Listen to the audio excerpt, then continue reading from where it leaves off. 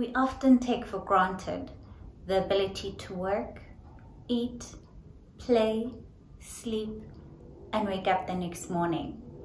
Sounds like pretty mundane stuff, right? But if you're one of approximately 600,000 people in South Africa who live with major depression, it's not always easy. Hi everyone, my name is Bomikazi Lupindo. I am a clinical psychologist who's currently completing her ComServe. So today I thought it was quite important for us to speak about something that we think we know, and it's something that we speak about in our everyday lives, and yet we have very little understanding of it, and it's something that we at times take for granted because of how commonly we use the word. And this specific mental health condition is depression. We often say things like, "Yo, I feel so depressed today," or "Why are you looking so depressed?" And the word depression and distress are often used interchangeably, and at times they're understood as meaning the same thing. And yet these are two completely different experiences, and they necessitate different ways of dealing with them because they affect us in different ways. Stress is something that a lot of us experience, and from time to time we will have those experiences of stress or distress, and if experienced in small doses, they can actually be quite beneficial in terms of helping us achieve our goals. So for example, something like exam stress or having a deadline that you're working towards, that kind of stress, so the sleepless nights that you experience, the difficulty concentrating because of that stress, it can help us actually get things done and work towards meeting those deadlines, making sure that we study towards those exams and we excel. And generally, stress is a response to some perceived pressure, or when you're experiencing something that's quite overwhelming for you. So there's some sort of life event that triggers that experience of feeling quite stressed, having difficulty sleeping, having difficulty concentrating, and at times it could also lead to burnout if that stress is prolonged. And in some instances, you can even become quite depressed or develop depression because of the distress that you've been experiencing. So some things that are examples of prolonged stress could be things like managing your finances. So if you're feeling quite overwhelmed in terms of your financial situation and you're feeling quite helpless in that situation, and it's something that's quite prolonged, it can actually significantly impact your health and then lead to a mental illness. And also other times, people who experience things like unhealthy working environments where they're constantly experiencing high levels of stress and they feel quite helpless in those situations, and there's no kind of resolution or there's no kind of moving forward in terms of dealing with that stressor. Those kind of prolonged experiences of stress can then lead to what we clinically call depression. So stress is often triggered by some perceived pressure or feeling overwhelmed about something. And usually there's a life event that happens that you experience as being quite stressful. So example of things that can be quite significant stresses in our lives are things like relocating to a different place, experiencing divorce, some sort of illness that you are struggling with or someone within the family is struggling with, or any other significant life events that cause us quite distress. Even things like breakups, those kind of things, they can cause us quite a significant amount of stress. But the thing about stress, once you've worked through and resolved whatever stressor that you've experienced, then those symptoms generally resolved. Once the stressor has been resolved, or once you feel like you've managed whatever stressor you were experiencing. And the important thing for us to remember about stresses is the fact that even though you are feeling stressed, you are able to maintain some sort of daily functioning. Unlike depression, which is a mental condition which significantly impacts your ability to perform daily functioning. And with stress, we spoke about how it's often triggered by something.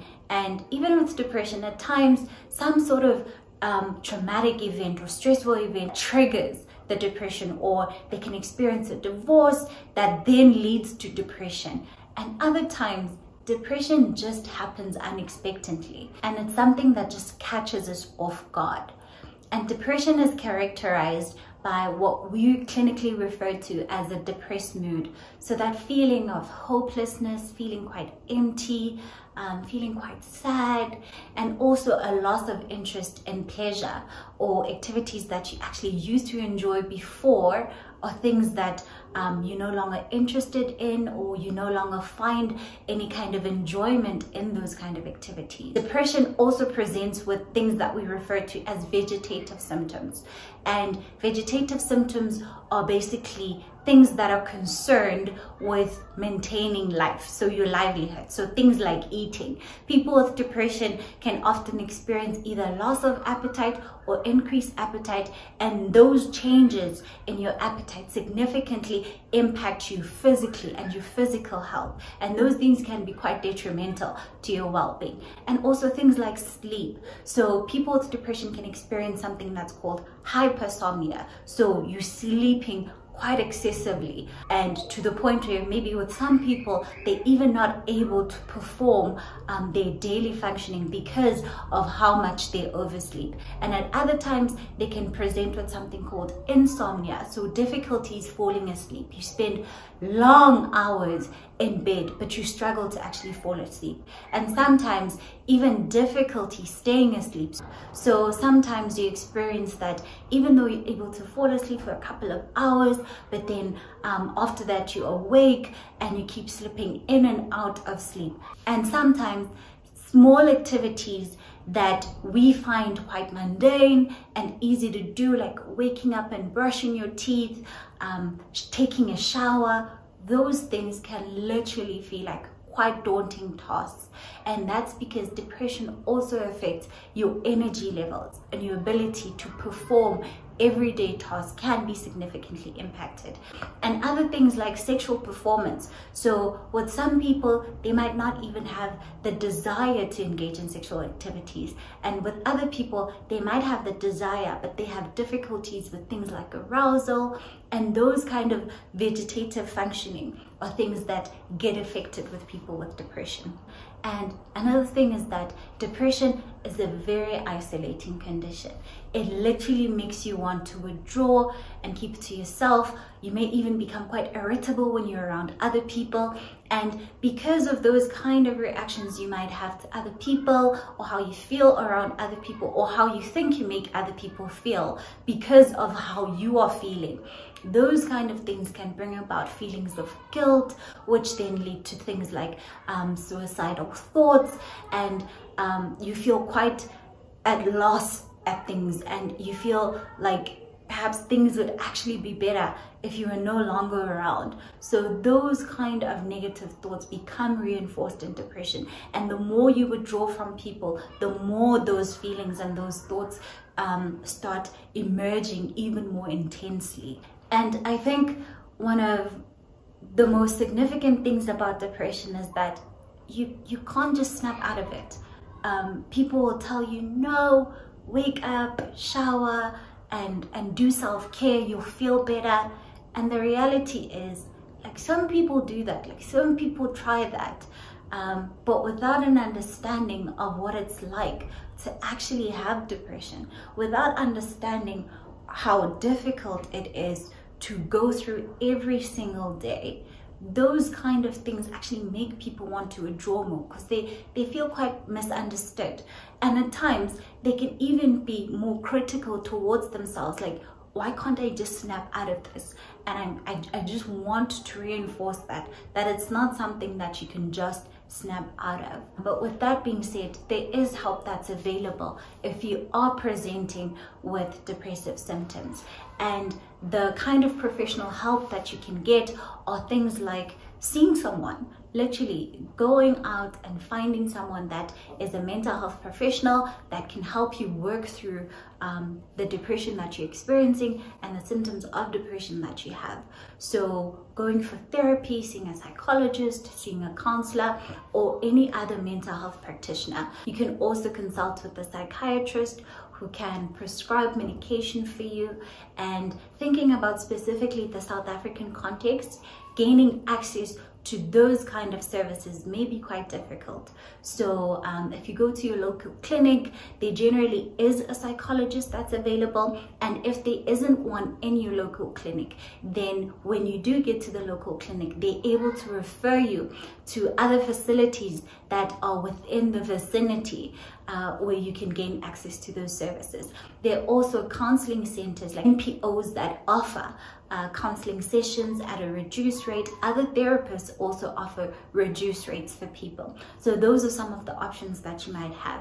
And also with regards to psychiatrists, clinics also do have psychiatrists, be it they come in sporadically or they're consistently there at the facility. And if there isn't one there, they are able to refer you to a place where you can gain access to a psychiatrist within state, while using state resources. And also it's important for you to actually gain support. So social support is very important in depression, especially because it's a condition that is very isolating. So literally having people that you know, if I'm not feeling well, if I'm not feeling myself, then I can literally be around those people. Even if I don't have to talk and express myself to those people, just knowing that I can have people who are supportive towards me, people who can assist me with actually getting the necessary help that I need. So those kind of things are things that are important for you when you're thinking about trying to work towards dealing with the depression that you're experiencing. And also, if you are in a time of crisis and you don't know how to go about dealing with these things, there are helplines that are available that can assist you with regards to just managing those overwhelming feelings you might have and providing a sense of containment until you're able to access more consistent resources that can help you in your journey.